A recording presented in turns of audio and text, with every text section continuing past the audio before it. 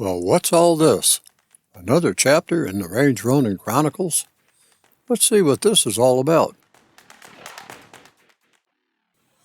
Hello, my friends, and welcome to another chapter in the Range Ronin Chronicles Pistol Series.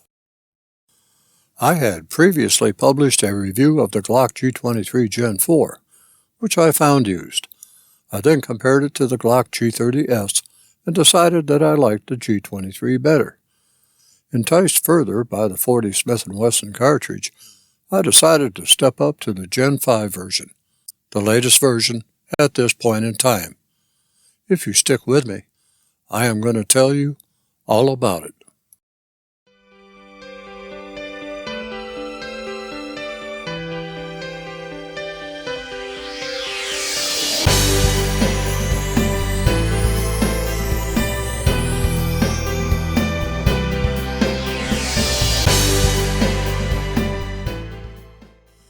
My move from the G23 GEN4 to the GEN5 version was made due to several reasons.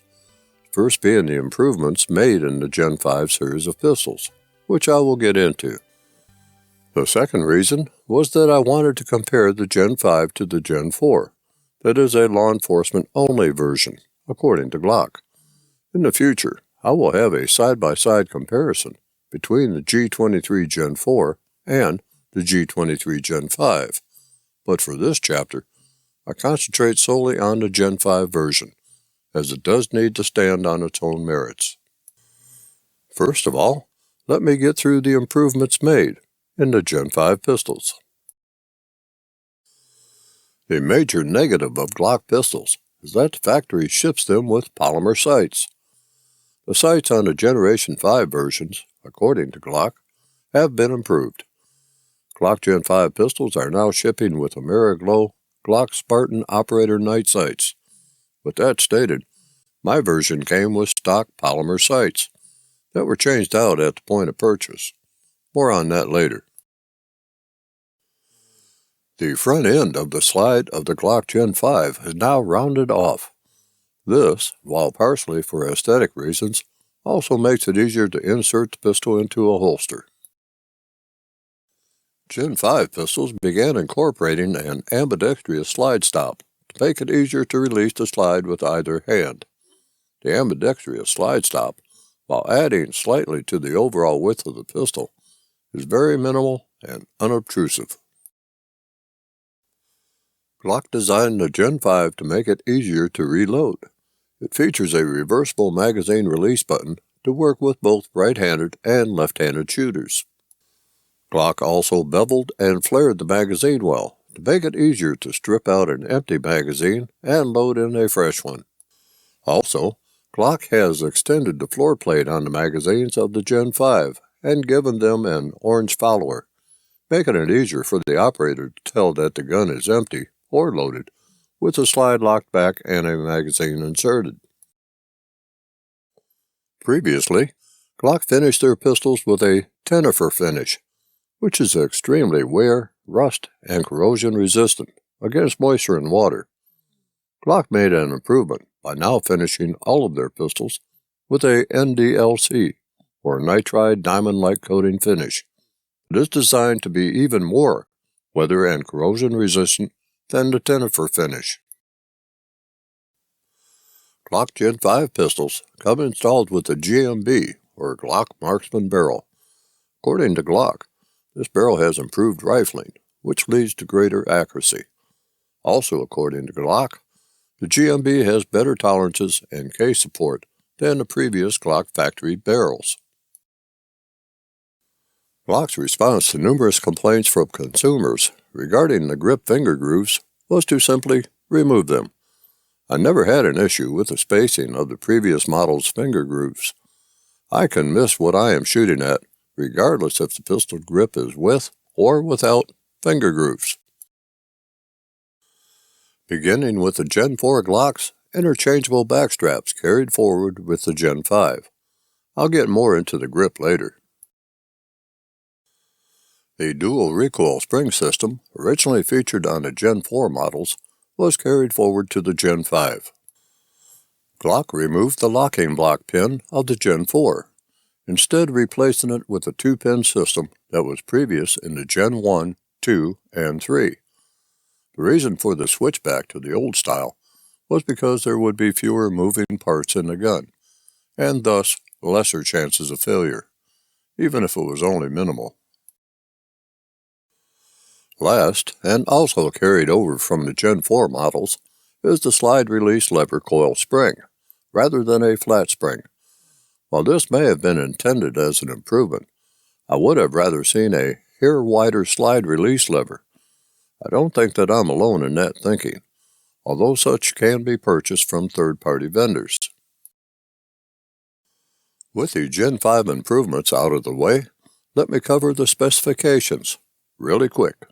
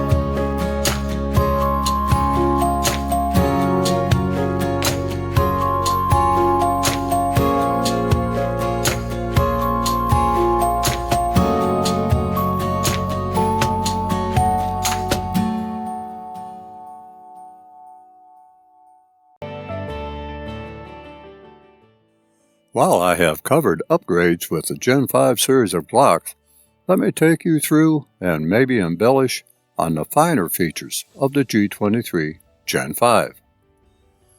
The front end treatment is very nice, with the gently sloping front end of both the slide and frame.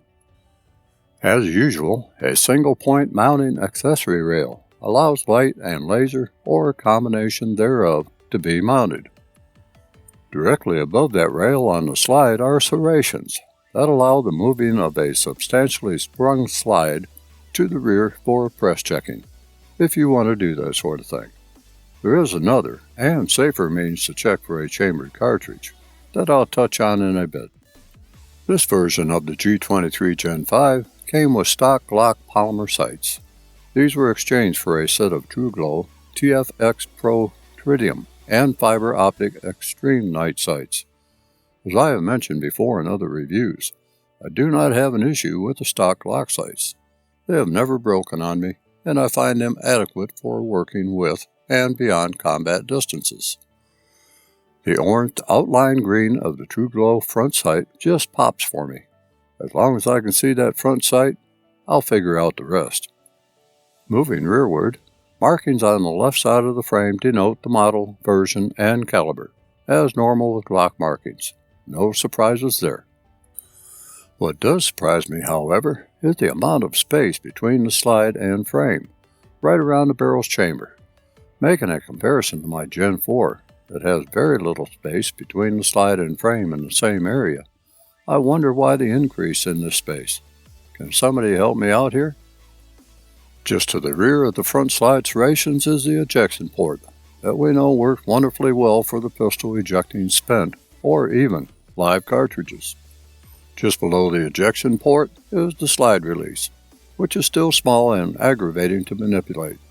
As mentioned, Gen 5 uses a coil return spring for the slide release lever. Regardless, I always find myself pulling one side down more than the other. Don't you? Just behind the ejection port is, as usual with Glocks, the external extractor. Now, if there is a cartridge chambered, live or dummy, the front of the extractor juts out. This provides a safer means than performing a press check to determine if a cartridge is chambered or not, by providing a visual and tactile surface to view and feel. Just to the rear of the extractor is the ambidextrous slide lock that, while contributing slightly to the width of the pistol, enables the operator to lock or unlock the slide.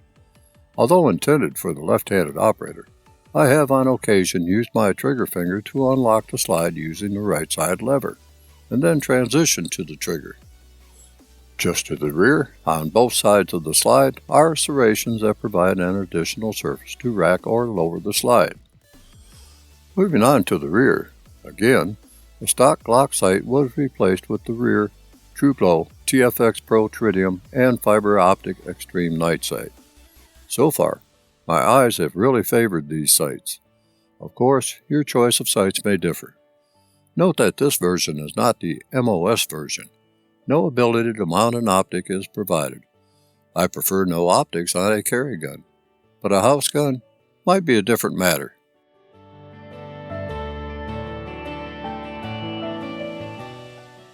Getting to the frame, there is a small ledge to keep the hand from being slide bitten that normally exists, but which can be amplified by installing a grip adapter, that with this pistol, only 2 with beaver tails were provided.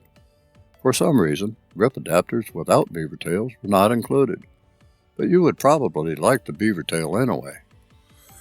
As with all Glocks that have grip adapters, a combination pin tool and adapter holder is provided, as is a longer pin for the grip adapters, of which the thickest was immediately installed when the pistol was brought home. I don't care what Glock I have, thickest grip adapter is installed. That's just me, and your mileage may vary. While the grip angle remains Glock, the grip length is G23. The grip length is just a tad longer than I have found on the G19, and I like that tad longer. Flared at the bottom, I am able to get all my digits on the grip with no hangover like on a G19, and of course, shorter grip Glocks. There are no finger grooves incorporated into the grip, and to tell the truth, I don't miss them. As I mentioned earlier, I can miss what I am shooting at, finger grooves or not. With the thickest grip adapter installed, the trigger reach is right around 2 3/4 inches, and the first joint of my trigger finger just finds its way naturally onto the trigger. The trigger guard, as usual, is nicely undercut to help get as many fingers as possible on the grip. Normally, the front of the trigger guard is squared off and serrated so that the support finger can get on top of it if need be. That has not changed. Also, what has not changed is my choice of not using it. The trigger is the common Glock trigger with centered safety lever. The standard Glock safety system is, of course, in place. The trigger pull weight on this model is rated by Glock at 26 newtons, which translates to 5.85 pounds, roughly, and which is 2 newtons less than its predecessor. The actual measured trigger pull weight after a 5-pull average is 3 pounds 3.1 ounces. There is a heavy take-up and a spongy-feeling bit of resistance as the trigger finishes cocking the striker. The trigger brake itself, however, is crisp and no overtravel. As I have mentioned previously, I have no issues with Glock triggers as compared to some. For a firearm that is a defensive tool, the trigger will do its job nicely, and I am glad for it. As far as magazines, this unit came with 3 with the now common orange followers and enlarged base plate, and which also work in my Gen 4. Not only is the magazine well flared at the bottom, but it is also chamfered to help with loading magazines into the magazine well.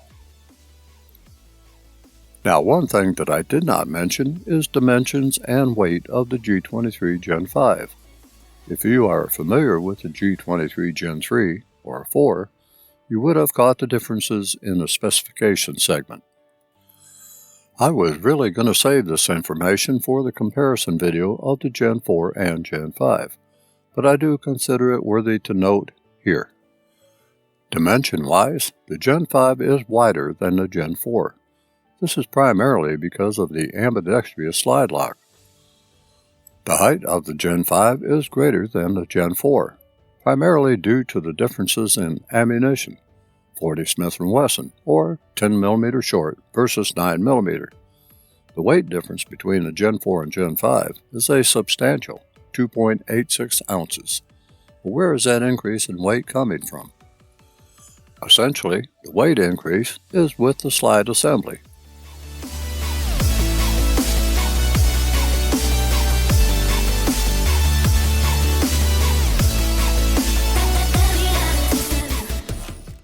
The slide width of the Gen 5 is wider than the Gen 4 and, therefore, has more mass. The slide width of the Gen 4 is 1.0 inch, while the slide width of the Gen 5 is 1.08 inch. Okay, I think that I covered the features well enough and reached the point where I can talk about other things. Other things like a quick maintenance mention.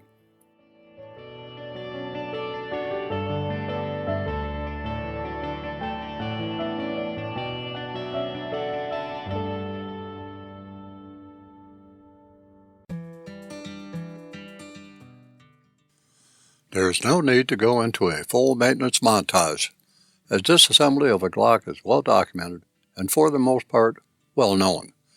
If you own a Glock, refer to the manual for general and specific maintenance operations. If you don't own a Glock, but are curious, I invite you to go to the Glock downloadable materials site, where you can view and download a plethora of publications.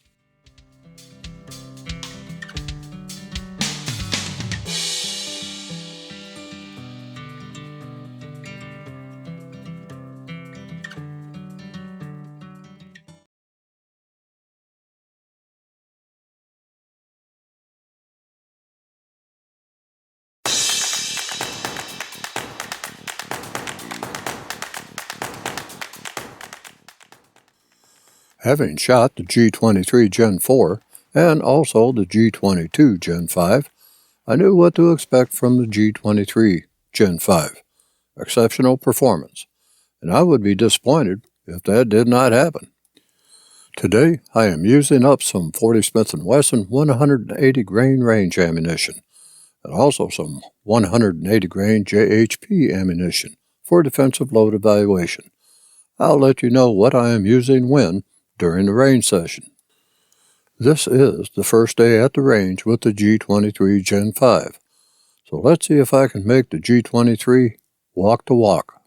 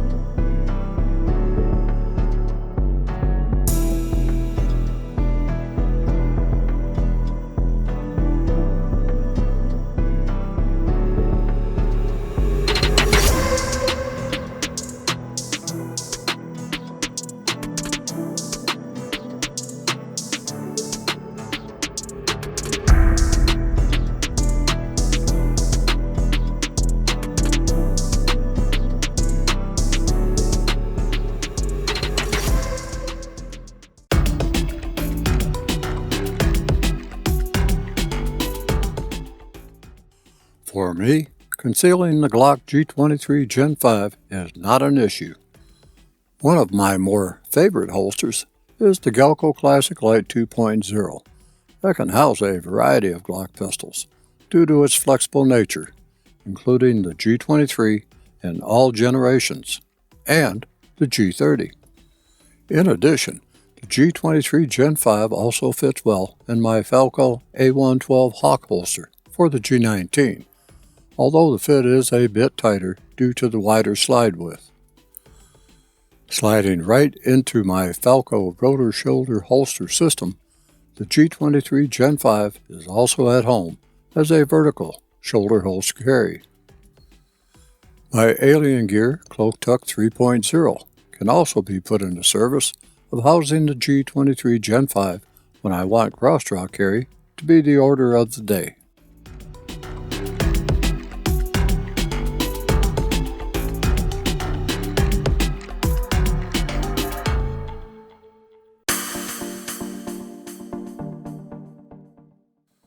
The G23 GEN5 is the latest version, at least at the time of this review.